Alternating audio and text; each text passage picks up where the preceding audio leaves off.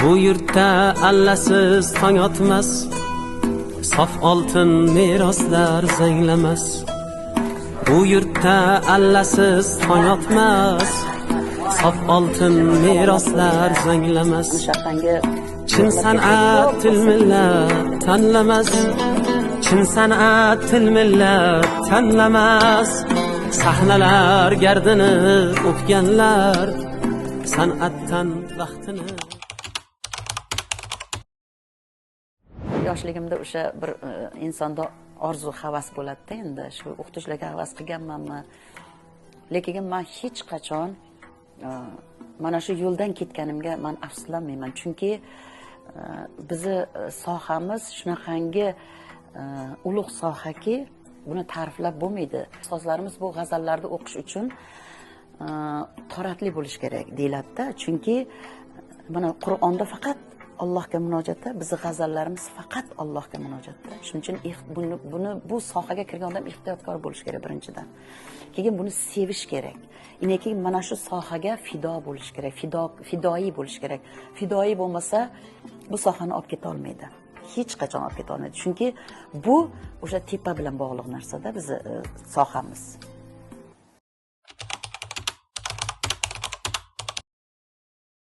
Bilasizmi, har bitta talaba kelganda, o'shani o'qituvchi nimaga qodirligini bir ashula deyishdan biladi. Bir xilgi talabani xarakteri o'xshaydi yoshligimizga-da. Mana bundoq qarab tursang xarakteri o'xshaydi. Bir xilgisini ovozi o'xshaydi. Bir xilgisini yurish turishi, o'zini tutishi, kamtarligi. Bizni yana bitta narsani aytay, biz ustozlarimizchi faqat kamtar bo'lishni, samimiy bo'lishni anaqa qilishgan. Biz hech qachon pulim ko'paysin yo pul kam ekan degan narsani biz o'ylamaganmiz. Biz faqat o'rganganmiz, mana shu o'rganganimizni biz beryapmiz hozir. Shunaqa bo'lganda, lekin mana to'y-poyga borish unaqa narsa bizda bo'lmagan, chunki bizning paytimizda to'yga borish bu otarchilik hisoblanardi. Biz to'yga yuborishmas, biz ustozlarimiz bormaysan deyishardi. Shuning uchun uyat hisoblanardi, biz bormaganmiz. Ana shu talabalarimizni o'sha yoshligimizni esga keltiradigan narsalarni ko'rsang, o'zing qaytadan yosharasan. O'zingni o'shalarning o'rnida o'zingni ko'rasan-da. Lekin mana masalan bizga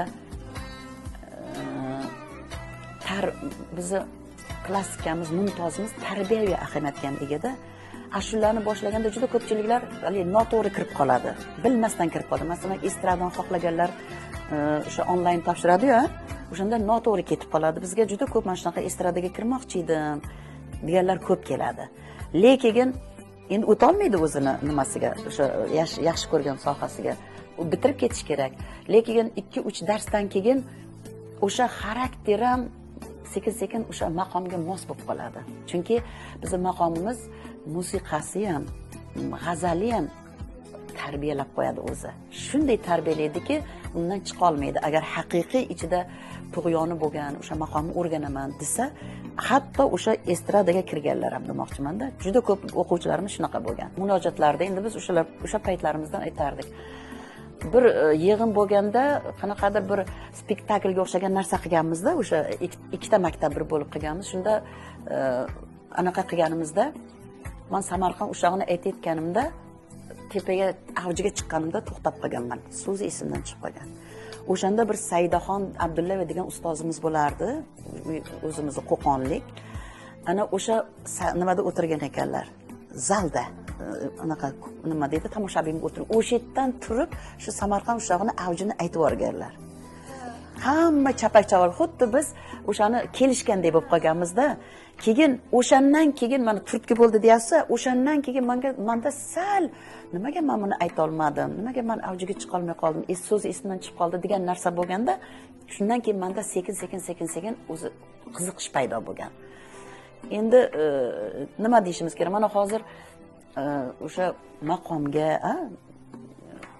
nima qiziqish yoshlarda orasida juda ham kuchli. Juda kuchli. Men xursand bo'laman. O'sha iqtidorli yoshlar kelsa, o'zimizni shu klassik mumtoz qo'shiqlarimiz, maqomlarimizni o'rganishsa, biz endi shu ustozlarimizdan olganimizni biz yoshlarga o'rgatishimiz kerak. Biz ko'prikmiz ularga-da, o'tadigan ko'prikmiz.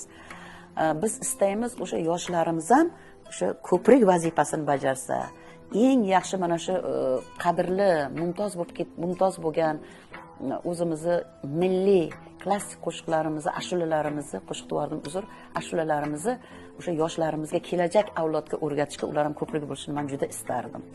Bilasizmi, hozir mana shu yoshlarga juda ham ko'p nima berganda, imkoniyat berilgan. Mana shu prezidentimiz bergan imkoniyatlarni-chi, qani edi biz ham yosharib qolsak degim keladi.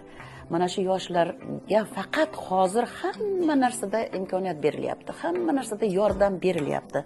Mana talabalarimizga, hatto ayol qiz talabalarimizga pullarini to'lab beryapti. Kontrakt pullarini to'lab beryapti birinchi kursda. Bu imkoniyat hech qachon bo'lmagan. Bular mana shularda qadriga yetish kerak-da. Bu bizni bitta institutimiz emas, umuman O'zbekiston bo'yicha bu narsa bo'lyapti-da. Shuning uchun meni yoshlarga havasim keladi. Juda havasim keladi. Qani edi biz ham qaytadan o'qisak, yosh bo'lib qolsak-da, mana shunaqa imkoniyatlarda o'qisak. Lekin bolalarimizni ichida shu o'qimagani ham bor. O'shani qadriga yetmaganlari bor. Men aytardimki, mana shunday imkoniyatni qo'ldan boy bermanglar. Izlaninglar, o'qinglar. Shu institutga bir mutaxassis bo'laman deb kirgan bo'lsangiz, mana shu imkoniyatdan foydalaning degim keladi. Hech qachon vaqtingizni bekor o'tkazmang degim keladi.